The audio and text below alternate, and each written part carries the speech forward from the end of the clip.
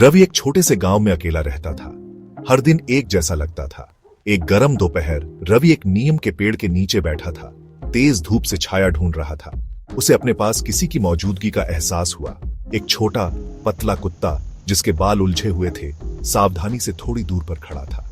रवि अकेले रहने का आदी उस जानवर पर ध्यान नहीं दिया। वह अपनी सोच में खोया दूर देखता रहा। हालांकि कुत्ता रवि के शांत स्वभाव की ओर आकर्षित लग रहा था। उसने अपनी पूंछ पैरों के बीच दबाकर एक झिझक भरा कदम आगे बढ़ाया। रवि ने पहली बार कुत्ते को देखा और उसे अपने दोपहर के खाने से बचा हुआ रोटी का एक छोटा टुकड़ा दिया। कुत्ता पहले तो झिझका, फिर आगे बढ़ा और रोटी छीन ली। उसने जल्दी से निवाले को खा लिया। उसकी नजरें रवि से हटी नहीं।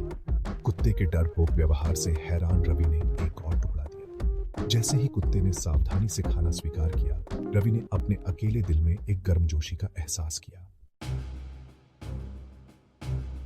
अगले दिन रवि उसी नीम के पेड़ के नीचे बैठ गया, कुत्ते के वापस आने की उम्मीद में। उसे निराशा नहीं हुई। कुत्ता मानो उसकी दयालुता को याद करते हुए दूर से दिखाई दिया। उसकी पूंछ झिझकते हुए हिल रही थी। इस भाव से उत्साहित होकर रवि ने रोटी का एक टुकड़ा तैयार रखा। इस बार कुत्ता और करीब आ गया। जैसे जैसे दिन हफ्तों में बदलते गए, एक नियम बन गया। रवि नीम के पेड़ के नीचे बैठता और कुत्ता प्रकट होता। उसकी पूंछ बढ़ते उत्साह के साथ हिलती। रवि ने कुत्ते का नाम शेरू रखा। शेरू हालांकि शुरू में सावधान था, रवि पर भरोसा करने लगा। वह रवि के पास बैठता, उसका सिर रवि की गोद में टिका होता। एक दिन बच्चों का एक समूह वहां से गुजरा।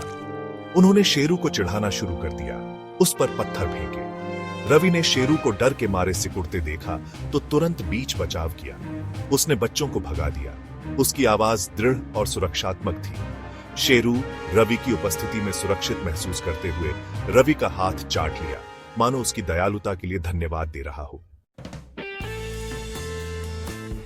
बच्चों वाली घटना ने रवि और शेरू के बीच के बंधन को मजबूत कर दिया। शेरू अब डरता नहीं था, रवि का निरंतर साथी बन गया। वह रवि के पीछे पीछे हर जगह जाता था।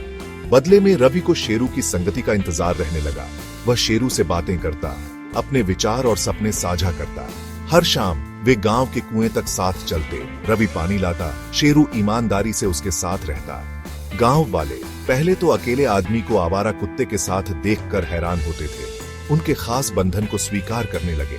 वे रवि का अभिवादन करते और प्यार से शेरू के सिर पर हाथ फेरते। एक मानसून की शाम गांव में भारी तूफान आया। रवि शेरू की चिंता में अपनी झोपड़ी से बाहर निकला, उसे ढूंढ रहा था। उसने शेरू को एक टपकती छत के नीचे ठंड से कांपते हुए पाया। रवि ने शेरू को अपनी झोपड़ी में वापस लाया, उसे एक गर्म कोना और कुछ खाना दिया। उस रात शेरू रवि के पास चैन से सोया। बाहर का तूफान मानो भूल गया हो। साल बीत गए।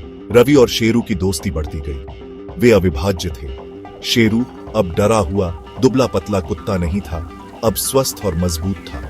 लेकिन रवि के प्रति उसकी भक्ति कभी कम नहीं हुई। रवि जो कभी अकेला और पीछे हटने वाला था, अब उसके पास मुस्कुराने का कारण था। एक दिन रवि बीमार पड़ गया। वह कई दिनों तक बिस्तर पर रहा। शेरू ने उसका साथ छोड़ने से इनकार कर दिया। वह रवि के पास लेटा रहा, धीरे से कराह रहा था, मानो उसके दर्द को महसूस कर रहा हो। गांव वाले रवि की चिंता करते हुए उसके लिए खाना और दवा लाते। शेरू पूरी निष्ठा से रवि पर नजर रखता। उसकी नजरें उसके चेहरे से हटती नहीं थी। जैसे जैसे रवि धीरे धीरे ठीक हुआ, वह अपने दिल में जानता था कि शेरू के साथ उसका बंधन अनमोल था। उसे एक सच्चा दोस्त मिल गया था, जिसने उसके जीवन को प्यार, वफादारी और खुशी से भर दिया था। जैसे ही हर दिन सूरज डूबता था, आसमान को नारंगी और बैंगनी रंगों में रंगता था। रवि शेरू को देखता, उसका दिल कृतज्ञता से भर जाता। उसने अपने परिवार को सबसे अप्रत्याशित जगह पर पाया था, एक आवारा कुत्ते की अटूट वफादारी में।